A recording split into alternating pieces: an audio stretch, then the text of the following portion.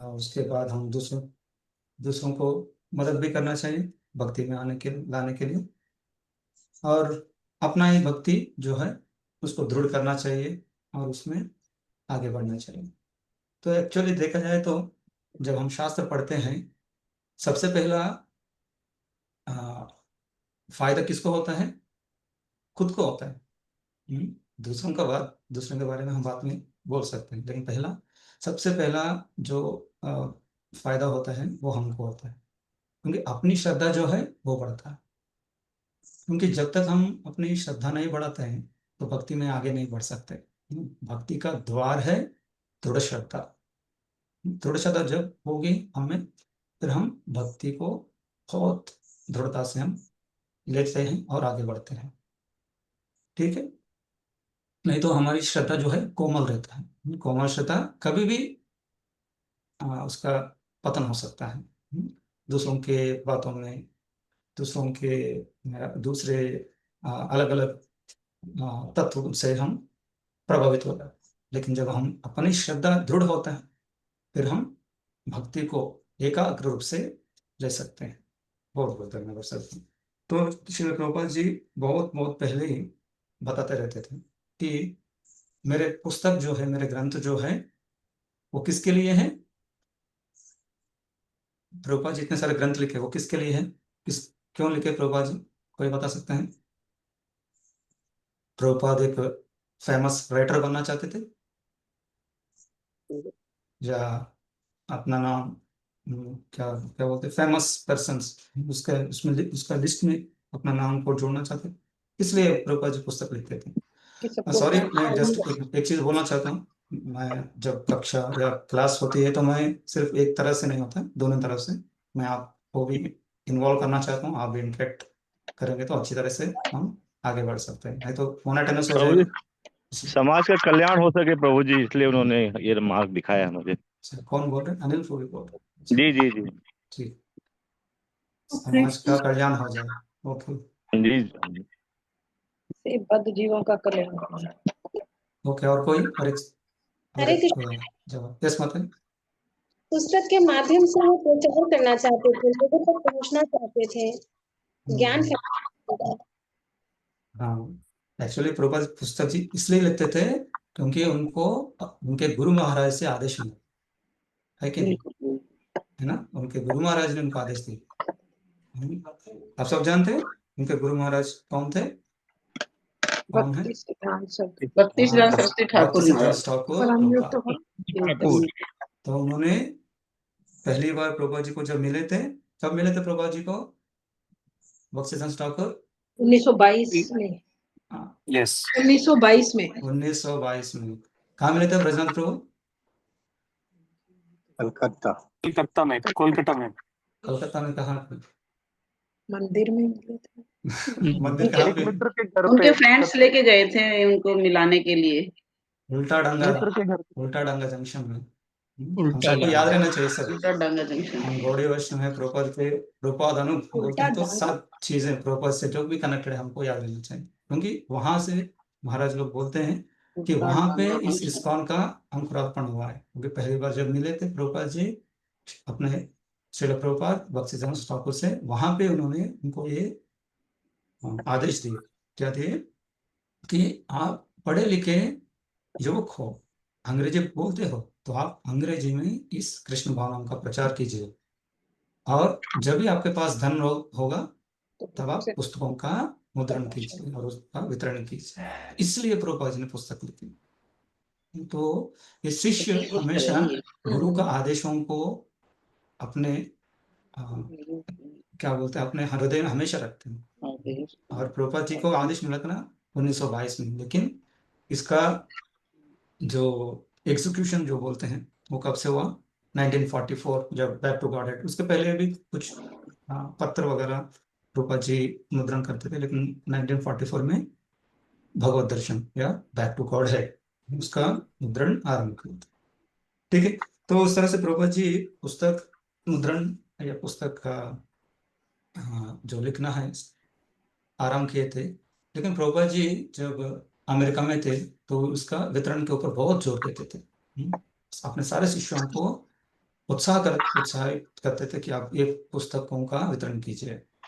लेकिन प्रभुपाद जी ने देखा कि भक्त बड़े उत्साह के साथ पुस्तक वितरण कर रहे, लेकिन उसका पठन नहीं कर रहे। तो प्रभुपाद जी ने बताया कि ये पुस्तक जो है भारत के लोगों के लिए है ही, लेकिन उससे पहले हमको भी पढ़ना चाहिए। फिर जब हम ये पुस्तक पढ़ेंगे, ग्रंथ पढ़ेंगे, फिर अपने ज्ञान की वृद्धि होगी, फिर हम बहुत कुशलता के साथ इस पुस्तकों का वितरण कर सकते हैं। जैसे पहले आपने बताया कि हम दूसरों को भक्त बना सकते हैं। सही, कब? जब हम इस पुस्तकों को पढ़ेंगे तो फिर प्रभुपाद जी ने बहुत पहले पहले ही प्रभुपाद चाहते थे कि इन पुस्तकों का एक सिस्टमैटिक स्टडी हो जाए। कभी एक पुस्तक पढ़ा, कभी वो पुस्तक पढ़ा, तो उसका कुछ फायदा नहीं होता।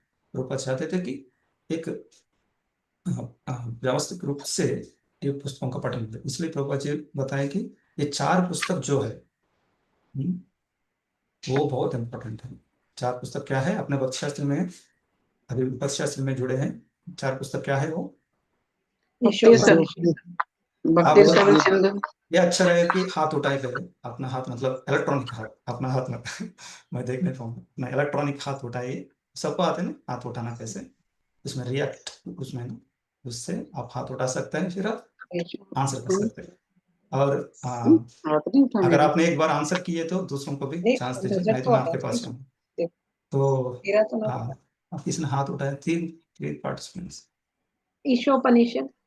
हाँ ठीक है, ईशोपनिषद। और दूसरा हाँ जी, जिन्होंने अभी तक भक्ति आंसर नहीं रसा। भक्ति रसायन सिंधु। दिया। ओके, भागवत गीता। उपदेशामृत। उपदेशामृत और भगवत गीता। भगवद गीता जो अभी हम शुरू करने होंगे थोड़ी सी देर में। तो इसमें आपने उपनिषद, ईशोपनिषद का पठन कर लिया है ना? ईशोपनिषद हो गया ना आपका? हाँ जी, हाँ जी। हाँ, तो इस भक्ति शास्त्री में ये 4 पुस्तकों में सबसे बड़ा पुस्तक और बढ़िया पुस्तक क्या है? वो है भगवद गीता। और सब जानते हैं, भगवद गीता का नाम सुने हैं और पढ़े भी रहेंगे आप में से बहुत सारे, है ना?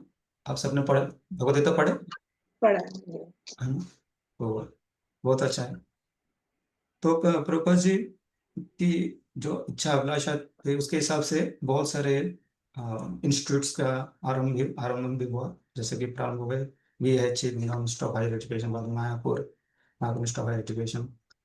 तो कुछ साल के पहले प्रभुपाद की इच्छा पूरी करने के लिए यहाँ पे बहुत गोपाल कृष्ण महाराज की आशीर्वाद से हमने यहाँ पे भक्ति वेदांत राज विद्यालय करके पुणे में आरंभ किए थे। तो हम ये भगवद गीता का पहला यूनिट पढ़ने होगा। पहला यूनिट में 6 अध्याय रहेंगे जिसके ऊपर हम चर्चा करेंगे। तो हमको करीब 20 या 22 सत्र दिए गए हैं जिसमें हम ये पढ़ सकते हैं। तो करीब हम 2 महीने के लिए हम सब साथ में आएंगे और पढ़ेंगे। लेकिन आप देखते हैं, अब सबके पास भगवद गीता है? हाँ जी, हाँ है जी। ना? आपके पास सामने है, क्योंकि अभी हम जब कक्षा के बीच बीच में हम आपसे विनती करेंगे कि आप पढ़े कुछ बीच। तो अपने पास भगवद गीता रखिए हमेशा।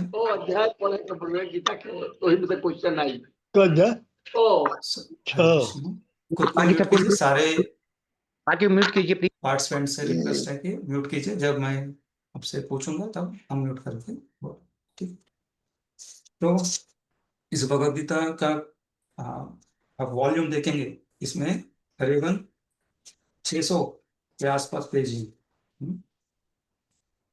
और ये पहला यूनिट में 280 श्लोक है। तो 280 श्लोक 20-22 क्लासेस में, मतलब थोड़ा ना रफ्तार जो है थोड़ा ज़्यादा ही होना चाहिए। तो हम क्या करेंगे, हम हम इसमें इस क्लास में, भक्ति शास्त्री क्लासेस में हम जो मेन पॉइंट्स जो है, इंपॉर्टेंट पॉइंट्स जो है प्रभुपाद जिसके ऊपर जोर दे रहे हैं, और जो फिलोसॉफिकल पॉइंट्स जो है, कॉन्सेप्ट जो है, वो हम यहाँ पे डिस्कस करेंगे। लेकिन आप सबका भी कर्तव्य बनता है कि उसके बाद आप डिटेल स्टडी करें, क्योंकि इतना सारे पेजेस, हम इतना वॉल्यूम यहाँ पे कवर करना, हर क्लास में हर एक परपोर्ट, हर एक लाइन पढ़ना नामुमकिन है। तो आपसे विनती करते हैं कि आप हर क्लास के बाद, एक हफ्ता है आपके पास, तो हम करीब 20 श्लोक पढ़ेंगे, 20-25 श्लोक। डिपेंडिंग ऑन उसके उसमें जो मुख्य उद्देश्य है उसके ऊपर आधारित। तो आप एक बाकी 5 दिन में जो 20-25 श्लोकों को फिर से गहराई से पढ़िए, और नेक्स्ट क्लास में हम थोड़ा डिस्कस भी करेंगे अगर आपको कुछ प्रश्न है उसके ऊपर। ठीक है, तो आज हम दो चीजें देखेंगे। पृष्ठभूमि है ना, आप सबके बुक में देख सकते हैं। हाँ, मैं यहाँ पे शेयर भी करूंगा।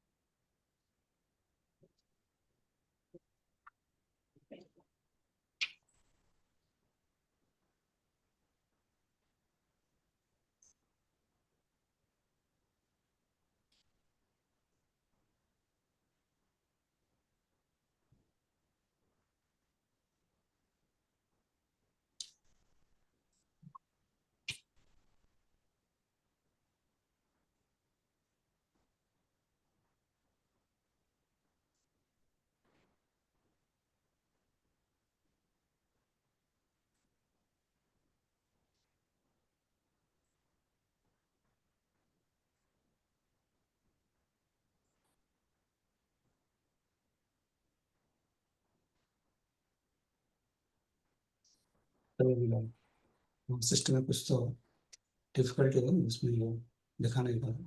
ठीक है, हाँ तो भगवत गीता पहला अध्याय से पहले प्रभुपाद जी ने कुछ चीजें दी हैं, जैसे कि पृष्ठभूमि है, प्रीफेस है, और उसके बाद भूमिका है। तो पृष्ठभूमि में क्या दिया गया? पृष्ठभूमि में दिया गया सेटिंग द सीन, इंग्लिश में सेटिंग द सीन बोलते हैं। इसमें ये किस लिए दिया? ये प्रकाशक या जो पब्लिशर्स है भगवत गीता को जो पब्लिश किए उन्होंने दिया है। ये क्यों दिया है? क्योंकि प्रभुपाद जी भगवत गीता पहले जब वो गृहस्थ आश्रम थे, भारत में थे, तब प्रभुपाद जी पूरा भगवत गीता का मैन्युस्क्रिप्ट जो है उसका तैयारी की, बहुत सारे पेज में, और उसको एक ट्रंक में रखे थे। आप सब ये स्टोरी सुन ही रहेंगे ना, प्रभुपाद लीलामृत में आता है।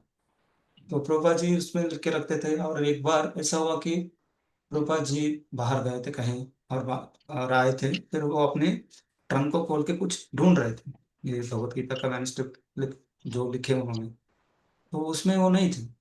फिर उन्होंने अपनी पत्नी को पूछा कि ये सब कहाँ चला गया। उनकी पत्नी ने क्या बताई कि उनको चाय के बिस्कुट खाने थे, और वो बिस्कुट खरीदने के लिए उन्होंने क्या किया, उस समय पे बार्टर सिस्टम रहता था, हम कुछ चीज दिया तो दूसरा चीज हम ले सकते थे, है ना, अपने बचपन में ऐसा होता था। तो फिर उन्होंने क्या किया, कुछ बिस्कुट खरीदने के लिए रूपा जी से लिखे हुए सारे ये भगवत गीता के जो तात्पर्य है वो उस पेजेस को उन्होंने बेच दिया। तो रूपा जी को बहुत दुख आया, और रूपा जी ने फिर पूछा कि आपको क्या चाहिए, चाय के बिस्किट चाहिए, चाय चाहिए, या मैं मुझे चाहते हो आप? इंग्लिश में क्या प्रभुपाद लिखते हैं कि यू वांट मी और टी, और उनकी पत्नी पता नहीं क्यों लेकिन वो क्या बोली, आई वांट टी।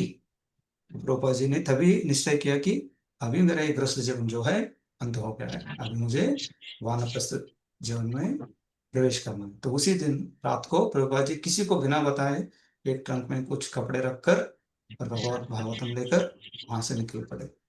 तो इस तरह से प्रभुपाद जी का पहला जो मैन्युस्क्रिप्ट था भगवत गीता का, वो क्या हो गया, लुप्त हो गया, कहाँ गया पता नहीं। फिर इसके बाद ये 1955 में हुआ था, जब प्रभुपाद जी वानप्रस्थ आश्रम में प्रवेश किए। फिर उसके बाद 1959 में प्रभुपाद जी संन्यास लिए। इसके बीच में फिर से प्रभुपाद जी लिखना आरंभ किए भगवत गीता के ऊपर जो तात्पर्य है, पर्पस, और लेकिन उसका मुद्रण कर नहीं पाए। उन्होंने भागवतम के ऊपर जरूर ये जोर दिए थे, तो 3 वॉल्यूम्स भागवतम का प्रकाशन हुआ, और उसको लेकर प्रभुपाद जी 1965 में अमेरिका गए थे। फिर वहां जाने के बाद प्रभुपाद जी ने देखा, प्रभुपाद जी की इच्छा हो गई कि इस भगवत गीता की मुद्रण हो, तो अपने शिष्यों को बोलते थे कि आप इसका एक अच्छा पब्लिशर को ढूंढिए। लेकिन वो 1965, 65 में प्रभुपाद जी गए, 66, 67, 66 जून में इस्कॉन की स्थापना हुई, और 67 में धीरे धीरे प्रचार होने लगा। लेकिन प्रभुपाद जी इतना फेमस नहीं थे उस समय पे, तो कोई भी पब्लिशर आगे नहीं आ रहा था प्रभुपाद जी के इस भगवत गीता को मुद्रण करने के लिए। लेकिन अचानक एक दिन क्या हुआ, प्रभुपाद जी के शिष्य ब्रह्मानंद प्रभु, उनको कॉल आया था। उनको कॉल आया कि वो एक मैकमिलन संस्था, जो पब्लिशिंग हाउस है, बहुत बड़ा पब्लिशिंग हाउस अभी भी अमेरिका में, उन्होंने कॉल उनको बुलाया अपने ऑफिस में। तो ब्रह्मानंद प्रभु बहुत आनंद के साथ गए थे वहां पे। सॉरी। और जब वो गए थे, वहां जाने के बाद उनको लगा कि शायद भगवत गीता मुद्रण करने के लिए अवकाश देने वाले। लेकिन वहां जाने के बाद वो वहां पे एक क्लर्क को मिले थे। एक क्लर्क ने उनको कॉल किया था। हरे कृष्णा। हाँ, सब अपनी खुद को म्यूट कीजिए। अनिल प्रभु। ए रंजीत, तू एसटीपी ऐसा करके रखा है, पूरा खराब कर दिया है। पानी पूरा सफेद सफेद हो गया है।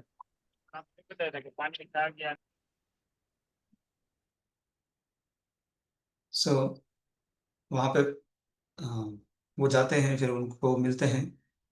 तो उनको लगा कि वहां पे पब्लिशिंग के लिए बुलाया, लेकिन वहां पे क्लर्क बुलाया क्योंकि वो थोड़ा इंटरेस्टेड था ये हिंदू के अ, पुस्तक पढ़ने के लिए, हिंदुत्व के रिलेटेड।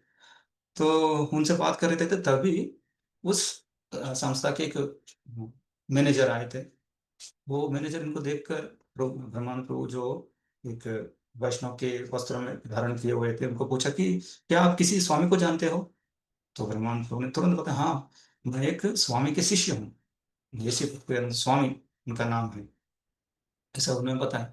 तो फिर उन्होंने पूछा कि क्या आपके पास कुछ ऐसा ग्रंथ है जो हिंदुत्व को के बारे में बताता है? क्योंकि हम एक संकल्प लिए कि जिसमें दु, दुनिया के अलग अलग धर्मों के बारे में कुछ ग्रंथ हम छाप रहे, मुद्रण कर रहे, तो लेकिन हमारे पास हिंदुत्व के बारे में कुछ पुस्तक नहीं है। क्या आप कुछ हमारे लिए मदद कर सकते हो क्या? फिर उन्होंने तुरंत अपने भगवत गीता, प्रभुपाद जी का मैन्युस्क्रिप्ट है, वो बोले कि हमारे पास भगवत गीता का मैन्युस्क्रिप्ट है, हम इसको आपको दे सकते हैं इसका मुद्रण करने के लिए। फिर उन्होंने देखा, वो एक पेज दो पेज तो पन्ने नहीं थे, बहुत बड़ा एक गट्ठा था। तो उन्होंने देखकर बताया कि हम इतने सारे पेजों को प्रिंट नहीं कर सकते, क्या आप इसको कम कीजिए, क्योंकि हम हर एक पुस्तक के लिए एक लिमिट रखा है, कुछ 300-400 पेज जितने भी हो, तो आप भी उतने ही पेन का पुस्तक आप लेके आएंगे, मैन्युस्क्रिप्ट लेके आएंगे, तो हम प्रिंट करेंगे। फिर प्रभुपाद के शिष्यों ने बहुत मेहनत करके, उनका इच्छा नहीं था, फिर भी प्रभुपाद जी के परपोर्ट्स को कुछ कुछ निकाल कर फिर उनको मैकमिलन को दिए थे। फिर उन्होंने पहली बार 1968 में इस मैकमिलन का पब्लिश के द्वारा भगवद गीता का प्रिंट हुई अमेरिका में। लेकिन प्रभुपाद इससे प्रसन्न नहीं थे, क्योंकि वो चाहते थे कि इसमें पूरी तरह से होना चाहिए, इसमें पूरी तरह से जो एक अधिकृत पुस्तक है, एक ग्रंथ है, उसकी तरह वो प्रेजेंट करना चाहते थे। तो 1972 में जब इस्कॉन की व्याप्ति हो गई, अपना खुद का प्रेस आया, ISKCON press. Initially ISKCON press बोलते थे, बाद में इसका नाम भक्तिवेदांत ट्रस्ट हुआ। उसके द्वारा एब्रिज्ड एडिशन, जिसमें प्रभुपाद ने जैसे बताया एज इट इज उसमें दिया गया। तो अभी हम जो पढ़ रहे हैं वो सेकंड पब्लिशिंग है, सेकंड वर्जन है, जिसमें प्रभुपाद ने जैसा बताया वैसा, जिस फॉर्मेट में प्रभुपाद जी देना चाहते थे उसी तरह हमको दिया गया।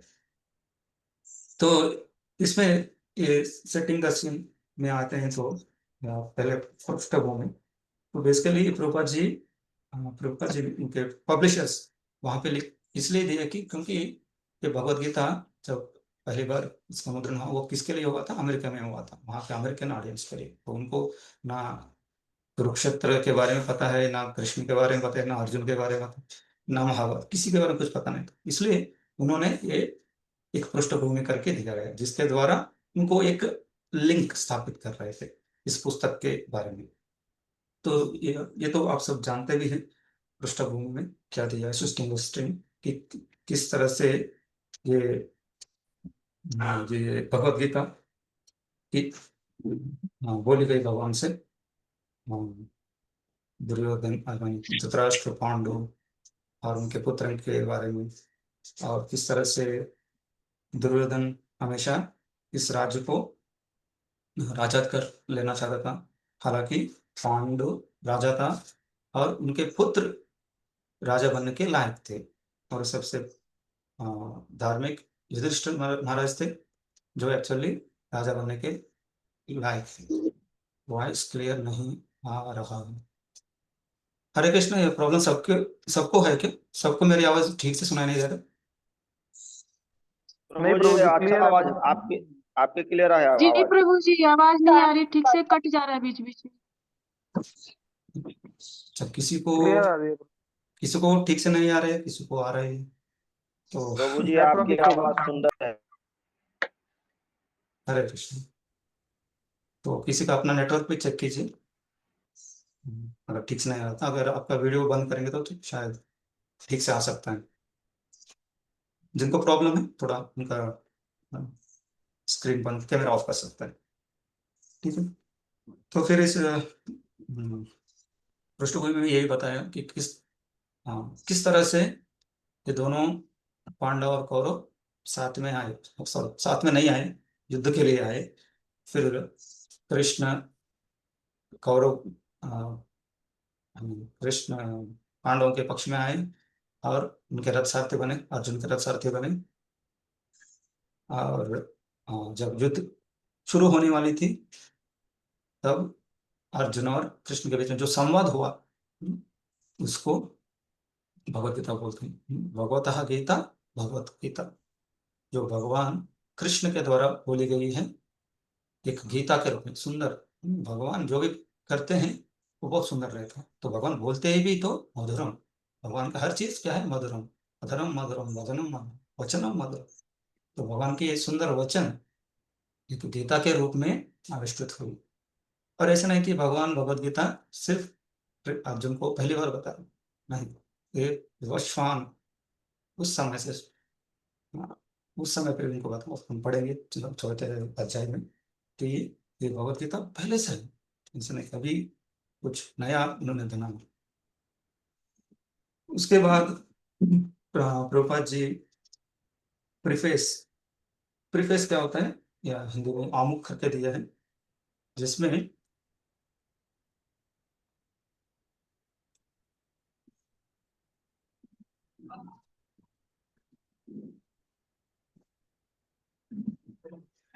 प्रभुपाद जी इस भगवत गीता के एक परिचय देना चाहते हैं। भगवत गीता अपने जो पाठक हैं उनको परिचय देना चाहते हैं। हम इसी में ट्राई करता हूँ कि हम शेयर कर सकते हैं।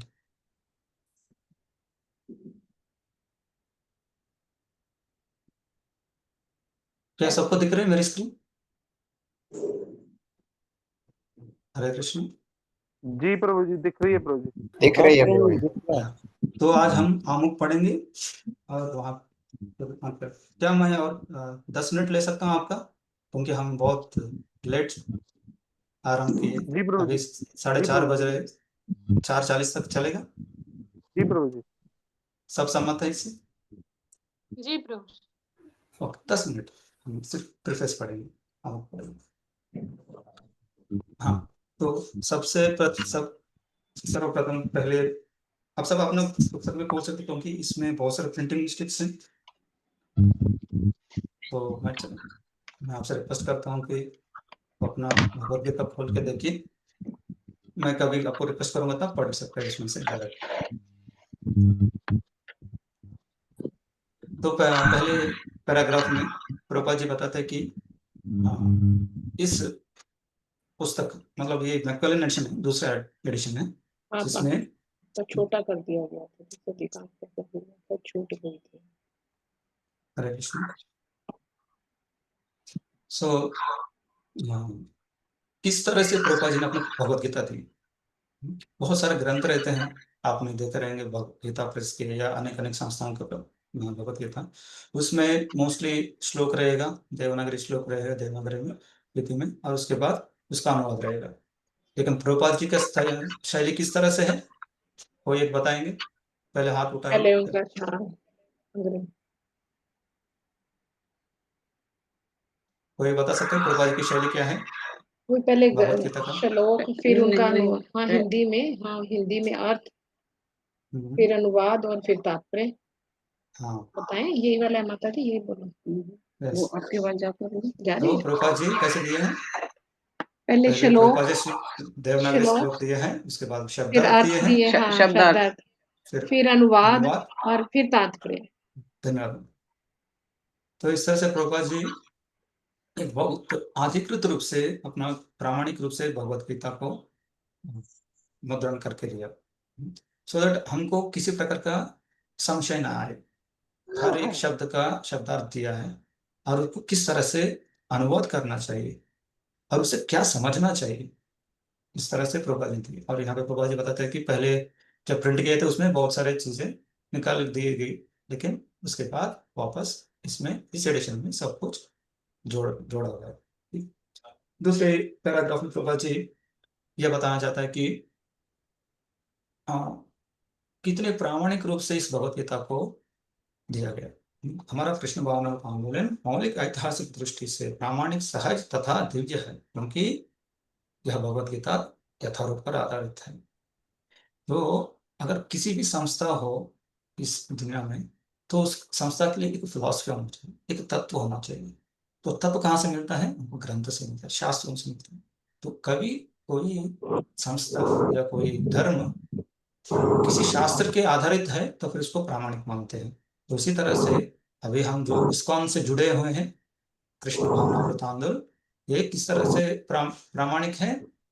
क्योंकि ये भगवत गीता यथारूप या भगवत गीता के ऊपर आधारित है, सहज तथा दिव्य है। ओके। और क्या बताते हैं इस पैराग्राफ में प्रभुपाद जी कि ये सहज कैसे है?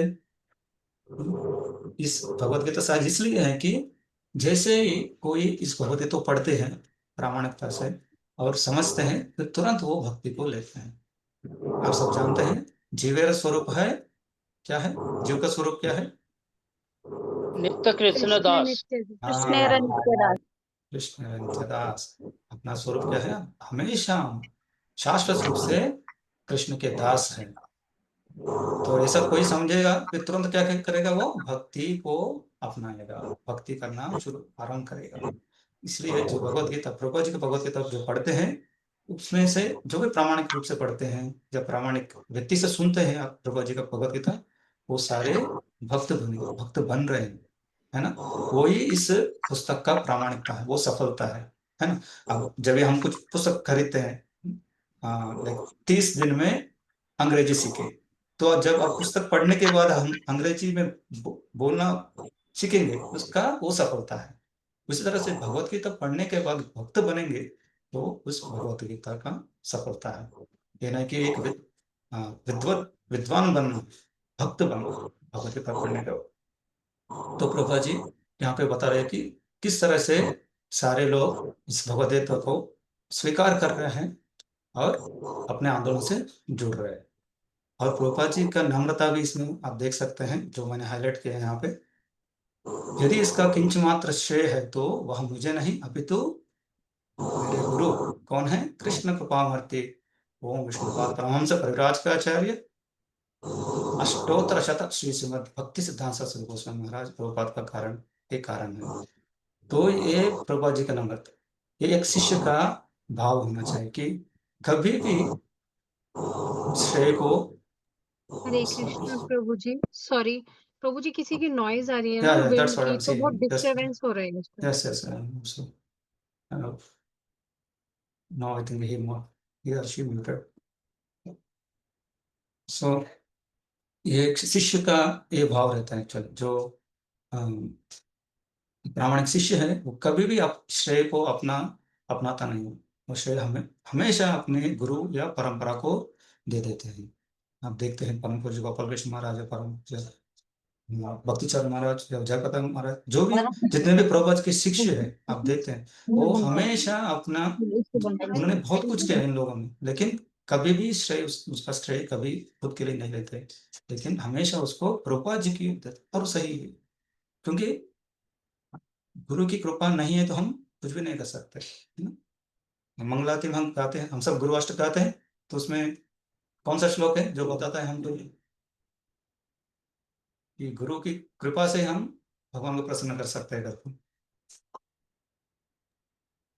यस्य प्रसादात् प्रसादात् भगवत् भगवत् प्रसादो यस्य प्रसादात् न गति ध्यायं स्तुवंस्तस्य यशस्ति संध्या वंदे गुरु श्री चरणारविंद। इसलिए उस गुरु का हम हमेशा उनका यश गान उनका यश का गान करना चाहिए, गुणगान करना चाहिए, मिनिमम 3 बार। शस्त्र शांत ये भी आज कुशित त्रिभुवना गोपाल जी का ग्लोरियस जो है हम तीनों लोकों में घोषणा करना चाहिए। तो ये शिष्य का भाव रहता है कि हमेशा मेरे गुरु का सम्मान हो, मेरे गुरु का गुणगान हो। तो प्रभुपाद जी का यहाँ पे नम्रता हम देख सकते हैं, क्योंकि आज की दुनिया में अगर आप पूछेंगे तो किसी कुछ टीम है, कुछ प्रोजेक्ट कर रहे हैं, अगर उस टीम का इंटरव्यू लेंगे कि इस टीम में सबसे ज्यादा मेहनत किसने किया, तो हर व्यक्ति हाथ उठाए, मैंने किया। अगर कुछ सक्सेसफुल हुआ तो। और वैसे अगर उस कुछ प्रोजेक्ट में कुछ फेलियर हुआ, फिर पूछेंगे कि इसका कारण कौन है, जिम्मेदार कौन है, कोई हाथ नहीं उठाए। तो आज का इस दुनिया का रीति इस तरह से है। लेकिन जब आध्यात्मिक इसमें आते हैं, आप देखते हैं कि एक शिष्य हमेशा श्रेय गुरु को देते हैं, और वैसे ही कभी कुछ फेलियर हुआ तो वो अपनी जिम्मेदारी करके लेते हैं, है ना। तो हमको ये हमेशा याद रखना चाहिए, सीखना चाहिए कि अगर हम आगे बढ़कर हम बहुत कुछ किए तो भी प्रभुपाद जी की संस्था के लिए, इस काम के लिए, तो श्रेय किसको जाएगा, अपने लिए आएगा या किसको जाएगा, किसको देना है श्रेय? आप सब सोच सकते हैं और खुद आंसर कर सकते हैं। और इसके बाद प्रभुपाद जी तीसरा पैराग्राफ जो है उसमें प्रभुपाद जी बताते हैं कि किस तरह से इस भगवद गीता को प्रस्तुत करना चाहिए। तो प्रभुपाद जी यहाँ पे बता रहे, किंतु भगवद गीता यथारूप प्रस्तुत करते हुए हमारा प्रयास भगवान कृष्ण का संदेश को प्रस्तुत करना है। इस पर्पस बेसिकली इस भगवद गीता इसलिए दे रहे हैं कि भगवान का संदेश जो है एज इट इज देना चाहिए। हमारा कार्य तो कृष्ण की इच्छा को प्रस्तुत करना है, ना कि किसी राजनीतिक, दार्शनिक या वैज्ञानिक की सांसारिक इच्छा को, क्योंकि इनमें चाहे कितने भी ज्ञान क्यों ना हो, कृष्ण विषय ज्ञान पंचमात्र भी नहीं पाएगा। हम इस भगवत गीता को इसलिए प्रस्तुत करना चाहिए कि जैसे भगवान ने इच्छा की, ना कि अपनी विद्वत्ता को दिखाने के लिए। जब हम अपनी विद्वत्ता दिखाएंगे तो उसमें क्या आएगा, अपने सिर्फ विद्वत्ता आएगा। वो जो पढ़ेंगे उनको भी विद्वत्ता आएगा, लेकिन उसमें उनमें भक्ति नहीं आएगी। इसलिए हम भगवत गीता को, या कृष्ण क्या कहता है वो प्रभुपाद जी बता रहे हैं। जब कृष्ण कहते हैं मन मना भगवत भक्तो मध्याजी मम नमस्कुरु, तो हम तथाकथित पंडितों की तरह यह नहीं कहते हैं कि कृष्ण तथा उनके अंतरात्मा पृथक पृथक है। कुछ लोग हैं, कुछ दार्शनिक है, कुछ राजनीतिज्ञ हैं जो बोलते हैं कि कृष्ण अलग है, उनका आत्मा अलग है। ऐसा बहुत कुछ प्रभुपाद जी आगे भी बताएंगे। तो लेकिन कृष्ण जो है, कृष्ण और कृष्ण का नाम, कृष्ण का रूप, कृष्ण का लीला, कृष्ण का कोई भी चीज कृष्ण से अभिन्न है। अभिन्नत्वम नाम नाम, हाँ, भगवान और भगवान का नाम जो है अलग नहीं है। तो इसलिए जब हम परंपरागत रूप से भगवद गीता को प्रस्तुत नहीं करते हैं, फिर क्या होता है, हमको सही रूप से ज्ञान नहीं मिलती है। इसलिए हमको एक प्रामाणिक भगवद गीता को पढ़ना चाहिए। इसलिए प्रभुपाद अपने भगवद गीता का नाम क्या दिया है, Bhagavad Gita as it is English में, या यथारूप, जैसी आहे तैसी मराठी में। इस तरह से भगवद गीता को प्रस्तुत सही रूप से, पारंपरिक रूप से इसको प्रस्तुत करना चाहिए। फिर आगे प्रभुपाद जी बताते हैं कि किस तरह से इसको समझना चाहिए। ठीक है, प्रस्तुत किया, उसको समझने की क्या प्रोसेस क्या है, वही इस भगवद गीता का उद्देश्य के रूप में प्रभुपाद जी बताते हैं। भगवद गीता में इस उद्देश्य का उल्लेख हुआ है और हमें उसी उसे उसी रूप से ग्रहण करना लेना चाहिए, अन्यथा भगवत गीता तथा उसके वक्ता भगवान कृष्ण को समझने का कोई अर्थ नहीं है। उसका कुछ भी फायदा नहीं। भगवान कृष्ण ने सबसे पहले लाखों वर्ष पूर्व सूर्य देव से भगवत गीता का प्रवचन किया था। वो आप हम चौथे अध्याय में पढ़ेंगे, एवं परंपरा प्राप्ति। हमें इस तथ्य को स्वीकार करना होगा और कृष्ण के प्रमाण की गलत व्याख्या किए बिना भगवत गीता के ऐतिहासिक महत्व को समझना होगा।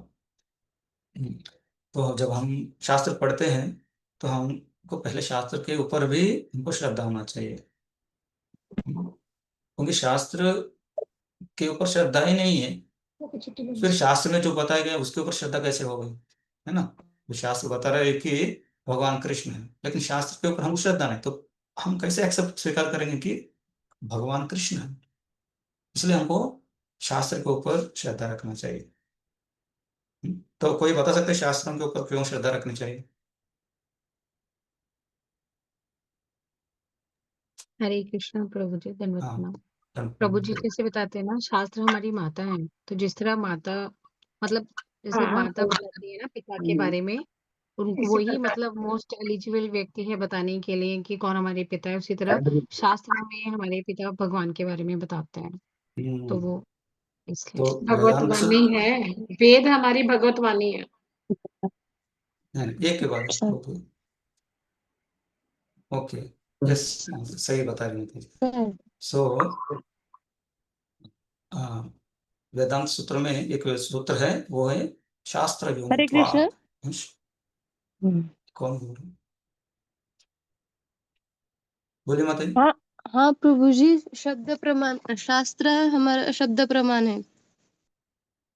शब्द प्रमाण को क्यों स्वीकार करना चाहिए? शब्द प्रमाण क्या होता है? ठीक है, हम शायद भगवान की वाणी है, भगवान की वाणी है, खुद भगवान ने बताया है। सही। तो ये क्या है, शास्त्र योनित्वात्, क्योंकि शास्त्र जो है उससे ही हमको सारे ज्ञान जो है प्राप्त होता है। ठीक है, और शास्त्र कहाँ से है? भगवान से है। ओके, तो हाँ, ये शब्द प्रमाण भी है, वो भी सही है, यथार्थ ज्ञान। हाँ, इसलिए हम जब शास्त्रों को सही रूप से पढ़ेंगे तभी हमको लाभप्रद होगा। भगवद गीता का ऐसा ज्ञान वास्तव में लाभप्रद है और जीवन उद्देश्य को पूरा करने में मानव समाज के कल्याण हेतु प्रामाणिक भी होगा।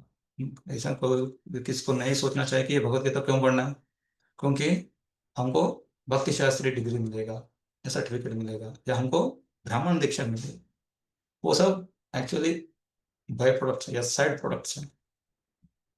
सबसे इम्पोर्टेंट क्या है, हमको भक्ति किस तरह से करना चाहिए वो हमको पता चलेगा। हम भक्ति में आगे बढ़ने के लिए हम भगवत गीता पढ़ रहे हैं, ना कि कुछ सर्टिफिकेट के लिए। अगर सर्टिफिकेट के लिए पढ़ रहे तो पढ़ भी सकते हैं, कुछ गलत नहीं है, लेकिन उसका अंततः जो कारण जो है उसका फलप्रद नहीं हो।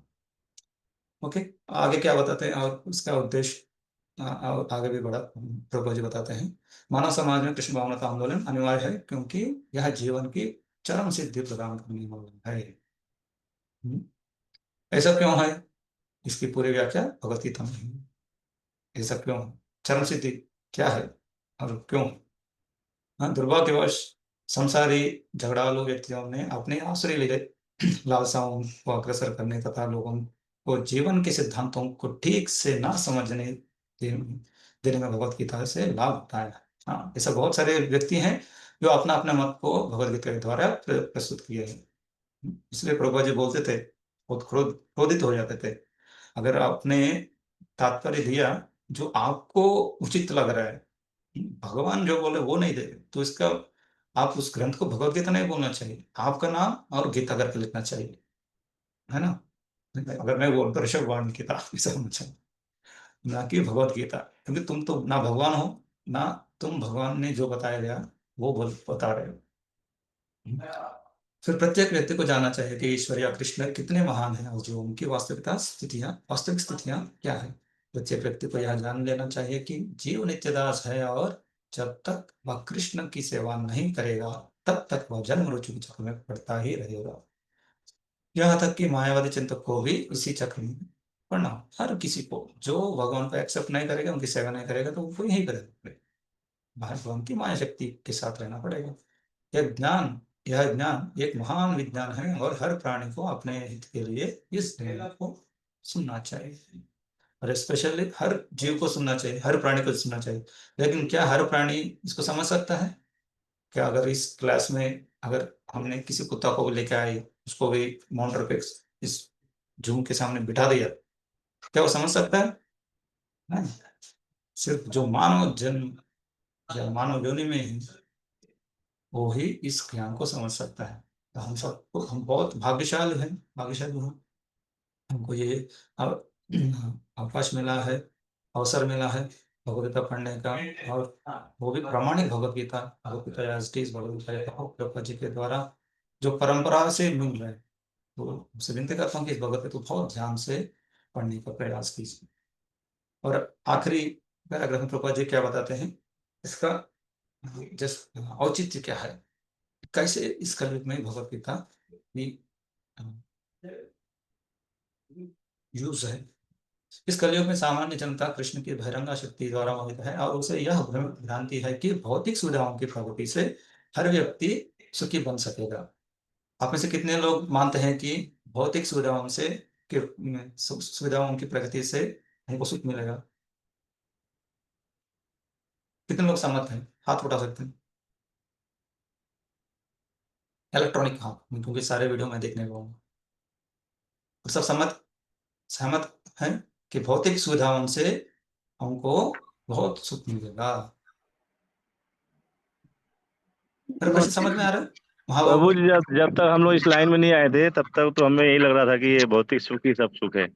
जब से कृष्ण भावना में संघ में जुड़े, तब जाके पता चला वो असली नहीं है, वो तो बाहरी सुख है। दिखावे का है, दिखावे का। ऐसा कैसे माता जी?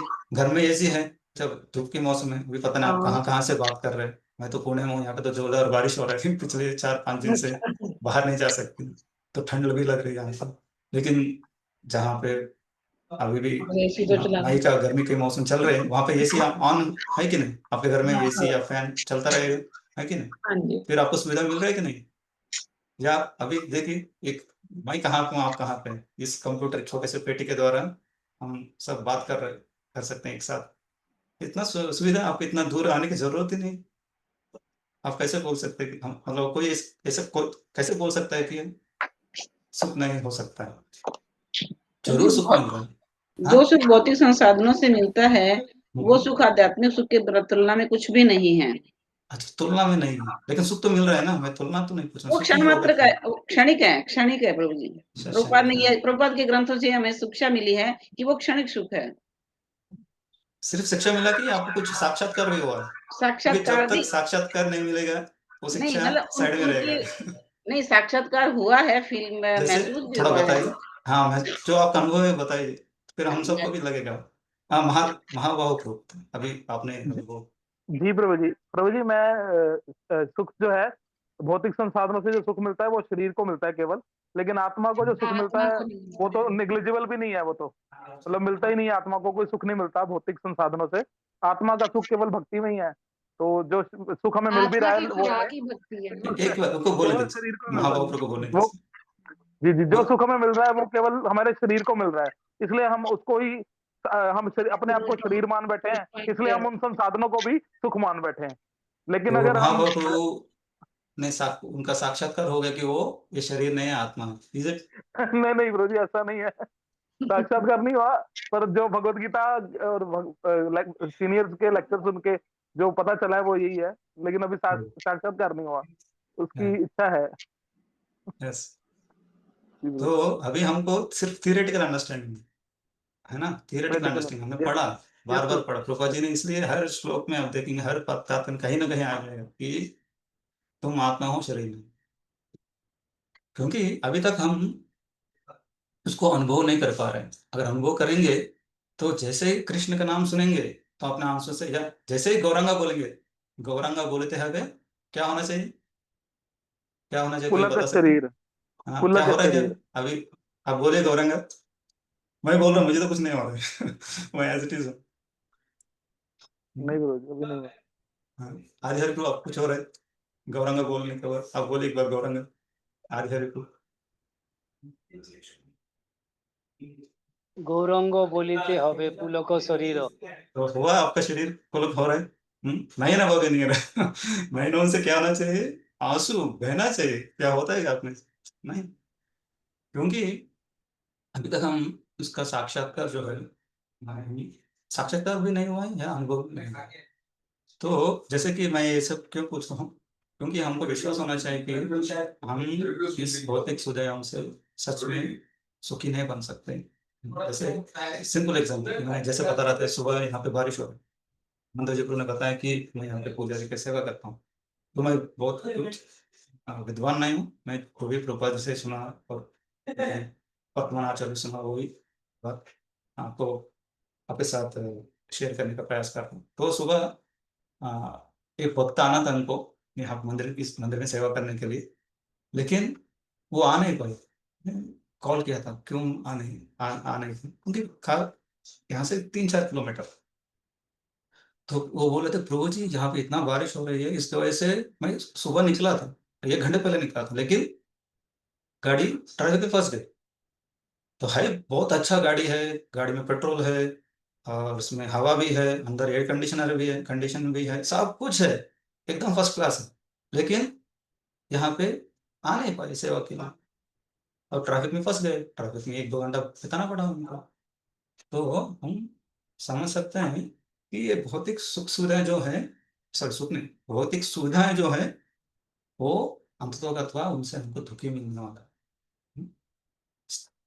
Nectar in the beginning but poison at the end. और वैसे आध्यात्मिक जीवन देखेंगे तो बहुत बेटर इन द बिगिनिंग, बहुत बेटर लगता है। सुबह उठो, मंगलारती में सब लोग मंगलारती में जाते हैं, मंगलारती को या मंगलारती के समय वो उठते हैं। कितने लोग आप में से जी मैं जाता हूँ। सुबह 4:30 बजे मंगलारती अटेंड करते हैं, online offline? 2 participant out of 45 मैं भी बताता हूँ, हमारा 3। देश आ गया पता नहीं हैंड वाला। ओके, तो जी लगती 4 है। ये बढ़ते यहाँ जा रहे हैं, बढ़ते जा रहे हैं। रिएक्शन ठीक है, ज्यादा ही संख्या होगी धीरे धीरे क्योंकि आ भक्त जाता शास्त्र पढ़ रहे हैं, मतलब आप सब काफी है। सिंसियरली प्रैक्टिस कर रहे हैं भक्ति। तो ये सुख सुविधाएं जो है, ये सुविधाएं जो है हमको प्रामाणिक रूप से हमको सुख देने वाला नहीं, सिर्फ हमको दुख ही मिलेगा। हमको स्टार्टिंग में लगेगा अरे बहुत अच्छा है, और आध्यात्मिक जीवन ये मत खाओ, वो मत खाओ, ये मत देखो, वो मत देखो, यहाँ मत जाओ, ऐसा मत पहनो, इतने सारे रेस्ट्रिक्शंस, और लगता है क्या है ये सब। लेकिन जब उसको प्रैक्टिस करेंगे अपना माइंड बहुत रिलैक्स हो जाता है। जैसा कि कोई व्यक्ति है अगर भक्ति नहीं कर रहे, तो अगर उनको कुछ वस्त्र खरीदना है तो कितने शोरूम्स में जाएंगे, कितने प्रकार के डिजाइन देखेंगे, क्या क्या करेंगे, फिर भी उनको एक अच्छा पसंद नहीं। लेकिन जैसे हम भक्ति में आते हैं, जैसे हमारे ब्रह्मचारी कहते हैं एक ही कलर, कहीं भी हो कभी भी हो। मेरी मदर कभी पूछती है बर्थडे पे, क्या तुमने नया कपड़े पहना थे? हाँ। फिर पूछते कि कौन सा कलर? वही कलर जो पहले देखे हैं अभी सेम। तो हमारे क्या एंग्जाइटी फ्री हो जाते हैं। ये देखिए भक्ति में स्टार्टिंग में होता है कितना ये सब क्या हाँ धोती पहनना दे बहुत के मुश्किल नीचे है। दे के नीचे दे हरे कृष्णा माता जी। विद्यु बता। बिंदु बता। ये हरि सबको बोल, कैसे जय कर श्री सकते? यशोदा माता जी। कृपया म्यूट करके बात कीजिए। हरे कृष्ण। एक्चुअली बात करना ही नहीं चाहिए, जब पूछेंगे तभी बात करनी है, सब जस्ट सुनिए, ठीक है। तो इस तरह से हमको जो सुविधा लगता है उसमें एक्चुअली सुविधा नहीं है। ऐसा बताया गया कि metal environment is built with misery. Hindi. Hare Krishna Hare Krishna. कौन कोऑर्डिनेटर? संतोष शोभे प्रो है क्या? ये कैन प्रभु म्यूट जी सबको एवरीवन। म्यूट कीजिए। प्रभु जी सबको म्यूट कीजिए अपने तरफ से। म्यूट मेरे से ऑल। नहीं हो, नहीं तो मैं कर दूँ। ओके, आपका भी म्यूट कर दूंगा। सो ये जो ऊपर ऊपर की चीजें जो है, हाँ मैं बता दूं, material enjoyment is inbuilt with misery, है ना। हमने एक कार खरीदा तो बहुत आनंद के साथ खरीदते हैं, लेकिन उसका बहुत कुछ करना पड़ता है, उसमें पेट्रोल भरना पड़ता है, साफ सफाई करनी पड़ता है, उसके पार्किंग अभी सिटीज में तो उसको पार्किंग के लिए अलग से पैसा भरना पड़ता है ना, और क्या क्या करना पड़ता है उसके, ड्राइवर इंश्योरेंस, पीओसी, हजार चीजें। तो ये भौतिक सुविधाओं से हमको सिर्फ दुख ही मिलने वाला है, वो तो सत्य है। ठीक है, हाँ आगे बढ़ते हैं। सॉरी, हम 15 मिनट आगे चला गए। ये आखिरी पैराग्राफ है, तो पढ़ कंप्लीट कर लेते हैं। सौभाग्यवश जीव भगवान का अंश रूप है और अतः उसका सहज कार्य है भगवान की सेवा करना। मोहवश मनुष्य विभिन्न प्रकारों से अपनी इंद्रिय तृप्ति करके सुखी बनना चाहता है, किंतु इससे वह कभी भी सुखी नहीं हो सकता। ये आचार्य बता रहे। अपनी भौतिक इंद्रियों को तुष्ट करने के बजाय उसे भगवान की इंद्रियों को तुष्ट करने का प्रयास करना चाहिए। यही जीवन की सर्वोच्च सिद्धि है। इसको भक्ति बोलते हैं। भक्ति क्या है? सर्वोपाधि मुक्तम तत्परेण निर्मलम ऋषिकेण ऋषिकेश सेवनम। क्या है? भक्ति उच्यते, इसको भक्ति बोलते हैं। भक्ति मतलब क्या है? ऋषिकेण ऋषिकेश सेवनम, भगवान की सेवा अपने इंद्रियों से करना ही भक्ति है। भगवान यही चाहते हैं और इसी की अपेक्षा रखते हैं। तो भगवान क्या चाहते हैं? भगवान चाहते हैं कि हम उनकी सेवा करें और इसी की अपेक्षा रखते हैं। ऐसा करे भगवान चाहते हैं, वही हमसे डिमांड करते हैं कि हम भगवान के सेवक बने, क्योंकि उसी में हम सुखी रह सकते हैं। जैसे छोटे बच्चे रहते हैं, छोटे बच्चे जब तक अपने माता पिता के साथ रहेंगे तो सुखी रहेंगे, उनको किसी चिंता करने जाए, बस खेलते रहो, सोते रहो, खाते रहो। माता पिता जो भी करना करेंगे, पिताजी ऑफिस में जाएंगे या अपने जो बिजनेस हो व्यापार में जाएंगे और पैसे कमाएंगे दिन भर वहां पे श्रम करके, और माता जी कुकिंग करेगी, भोग लगाएगी, फिर प्रसाद में। बच्चों को क्या है? खाओ पियो आनंद के साथ खाओ। लेकिन जैसे ही हम भगवान को या अपने माता पिता को छोड़ देते हैं, अपने आप सुखी रहने का प्रयास करते हैं, फिर क्या होगा? फिर सारी ओर से हमको बहुत तकलीफ उठाना पड़ता है ना। हम सब चाहते हैं ना, जब बचपन में थे हम लोग हमेशा सोचते कि हम कब बड़े होंगे, कब बड़े होंगे। लेकिन बड़े होने के बाद सोचते हैं कि हम क्यों बड़े हो, इतना सारे जिम्मेदारी, ये पढ़ना है, ये जॉब करना है, ये निभाना है, वो करना है, इतने सारे जिम्मेदारी निभाना, क्यों बड़े हुए ऐसा लगता है। तो वैसे जब तक हम छोटे बन के रहेंगे, भगवान की सेवक बन के रहेंगे, तब तक हम आनंद के साथ रह सकते हैं। इसलिए सन्यासी जो वैरागी हो, वो आनंद के साथ रह सकते हैं। क्यों? उनके पास कुछ है ही नहीं, उनके पास सिर्फ भगवान है, भगवान की भक्ति करते हैं, भगवान की सेवा करते हैं, बस जीवन अपने आप आनंदित हो जाता है। लेकिन जैसे हम बहुत सारे चीजों को इकट्ठा कर लेते हैं, बहुत सारा पैसा या बहुत सारा यश, फिर हर क्षण क्या है? अशांति। ये कौन लेके जाएगा, किसके साथ मुझे आज कम्पीट करना है, और कौन आगे बढ़ जाएगा, कल मेरा क्या हो, हमेशा आशंका। इसलिए हमको तीव्रता से भक्ति करना चाहिए। ठीक है, मनुष्य को भगवत गीता के इस केंद्र बिंदु को समझना होगा। भगवत गीता का क्या केंद्र बिंदु है? हम भगवान के दास है या सेवक हैं, और हम जब भगवान की भक्ति करते हैं तो हम आनंदित सुखी रह रहेंगे। हमारा कृष्ण भावना का आंदोलन पूरे विश्व को इसी केंद्र बिंदु की शिक्षा देता है। वही बताते हैं इसका में कोई ऐसे बोल रहा है कि आपको अब मंदिर में आओ, आपकी तरक्की हो जाएगी, आपको अच्छा जॉब मिल जाएगी, या आपको अगर शादी हो जाएगी, या आपका धंधा और हाँ, क्या बोलते हैं उसको, वृद्धि हो जाएगी। ऐसा कभी नहीं हो, या आपका रोग जो है, व्याधि जो है चला जाएगी, ऐसा कभी नहीं हो। इसलिए मैंने नहीं सुना, क्योंकि प्रभुपाद का टीचिंग्स हमेशा शुद्ध है, प्योर है। कभी उसमें कभी प्रभुपाद जी ने किसी प्रकार का अडल्ट्रेशन किया नहीं। ओके, तो आगे हमारे जो भी व्यक्ति भगवद गीता का अध्ययन करके लाभान्वित होना चाहता है, वह हमारे कृष्ण भावनामृत आंदोलन से इस संबंध में सहायता प्राप्त कर सकता है। अब आप सब ऑलरेडी इसको ले लीजिए। अतः हमें आशा है कि हम भगवद गीता यथारूप को जिस रूप में प्रस्तुत कर रहे हैं, उसी से मानव लाभ उठाएंगे। और यदि एक भी व्यक्ति, देखिए बहुत सुंदर स्टेटमेंट प्रभुपाद जी बोल रहे हैं, आप सबको पढ़ना चाहिए। उससे मानव लाभ उठाएंगे। और यदि एक भी व्यक्ति भगवत भक्त बन सके तो हम अपने प्रयास को सफल मानेंगे। तो प्रभुपाद जी पूरा प्रयास इसलिए नहीं कि वो बहुत बड़ा ये हो जाए फिर सब मेरे गुणगान गाए। प्रभुपाद का एक ही पर्पस था, क्या है, एटलीस्ट एक व्यक्ति भी भगवान के भक्त बने। इसको बोलते हैं शुद्ध भक्त। उनका एक ही उद्देश्य है, सबको भक्त बनाने का, ना कि वर्ल्ड फेमस लीडर बन गए या फेमस गुरु बन गए या हजारों हजारों शिष्य हैं या उनके इतने सारे लाइक्स है, इतने सारे सब्सक्राइबर्स है, इतने सारे व्यूअर्स है। ये सब उनकी इच्छा नहीं, उनका एक ही इच्छा है कि आप भक्त बनो, भगवान के भक्त बनो। तो हम भी यही चाहते हैं कि आप सभी भगवत गीता पढ़ने के बाद आप अच्छे भक्त बने। ऑलरेडी भक्त है, आप अच्छे भक्त हैं, सिंसियर भक्त हैं और आगे बढ़े, वो भी हमारी आशा है। तो अभी हम यहाँ पे विश्राम लेंगे।